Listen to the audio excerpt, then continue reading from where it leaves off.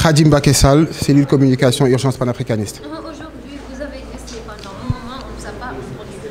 Pourquoi vous avez attendu ce moment pour faire une sortie pareille? Alors oui, alors vous dites qu'on ne nous a pas entendu, n'empêche, on nous entend quand même parce que nous sommes en train de faire des tournées constamment sur tout le territoire du Sénégal. Aujourd'hui, nous avons des sections un peu partout, de Dakar jusqu'à Ziguinchor. Nous sommes en train de faire un grand travail de sensibilisation parce que nous estimons aujourd'hui que le combat que nous menons, la sensibilisation joue un grand rôle. Il faudrait aujourd'hui que le peuple puisse être conscientisé sur les questions essentielles pour que nous puissions mettre en œuvre vraiment ce que nous voulons. Voilà, nous avons décidé de faire une telle sortie. Déjà, c'est la fin de l'année pour dégager, pour faire déjà le point sur l'actualité, parce qu'il y a eu des faits assez marquants qui se sont déroulés cette année. Notamment, il y a eu l'arrestation de Kémy Séba au Burkina Faso et une tentative d'intimidation, une chose que nous dénonçons fermement. C'était le jour de l'anniversaire de Thomas Sankara, donc il était en conférence au Burkina Faso, il a été arrêté, tout simplement parce qu'il a dit que nos chefs d'État ne présidaient rien du tout, ou bien au contraire, ils sont présidés.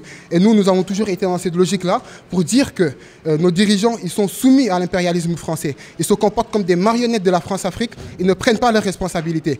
Et voilà, c'est toujours dans cette logique que nous disons que donc si eux, ils ne prennent pas leurs responsabilités, ben nous allons prendre la nôtre. Et en 2020, nous comptons prendre nos responsabilités. C'est pourquoi d'ailleurs nous avons dégager nos perspectives durant cette conférence de presse-là.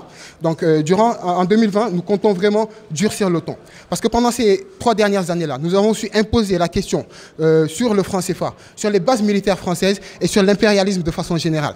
Mais apparemment, nos dirigeants sont en train de faire de la sourde oreille ou ne comprennent pas vraiment notre langage. C'est pourquoi nous allons aujourd'hui parler le même langage qu'eux. Nous allons durcir le ton. Nous allons davantage descendre sur le terrain et nous allons faire des manifestations. Nous allons continuer toujours dans la logique où nous étions, faire des manifestations simultanées dans tous les pays d'Afrique et de la diaspora. Nous allons également cibler des zones très sensibles et stratégiques. Nous mettons en garde toutes les structures également d'intérêt français parce que cette année-là, ça sera la leur. Voilà. Vous avez toujours des...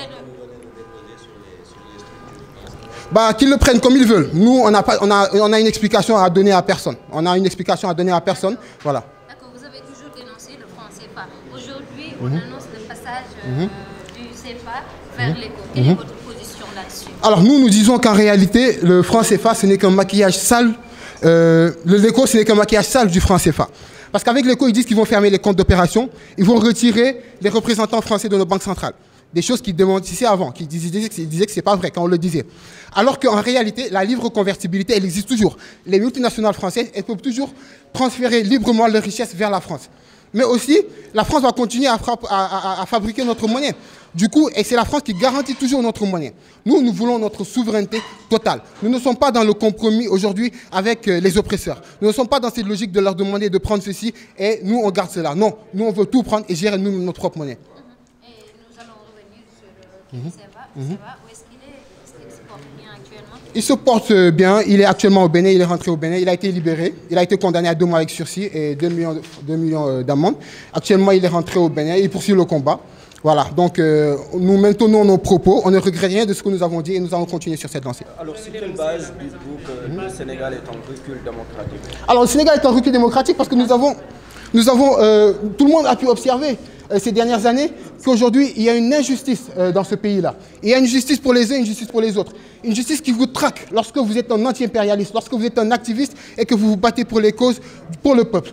Et une autre justice qui vous protège lorsque vous êtes du pouvoir. Nous avons tous vu aujourd'hui des ministres, des éléments du gouvernement de Macky Sall qui ont détourné des fonds, mais malheureusement, qui ont été épinglés, mais il n'y a eu aucune poursuite malheureusement. C'est pourquoi nous disons que, donc pour lutter contre cette injustice-là, c'est pourquoi nous disons en fait qu'il y a un réel recul démocratique au Sénégal. Et nous ne disons rien de nouveau, c'est ce que les gens disent tout le temps. Par rapport à l'arrestation de Guy Marius Sagna. Alors par rapport à l'arrestation de Guy Marius Sagna, c'est toujours sur cette lancée-là, bien entendu c'est une injustice, une tentative d'intimidation, mais aujourd'hui ce n'est pas cette arrestation-là qui va nous intimider ou qui va nous arrêter. Parce que nous avons l'habitude des arrestations avec les membres de notre organisation. Nous avons été arrêtés, emprisonnés maintes fois. Donc ça, aujourd'hui, ça ne peut pas nous effleurer. Nous allons continuer le combat, mais également nous allons mettre en place des actions pour leur libération dans les plus brefs délais.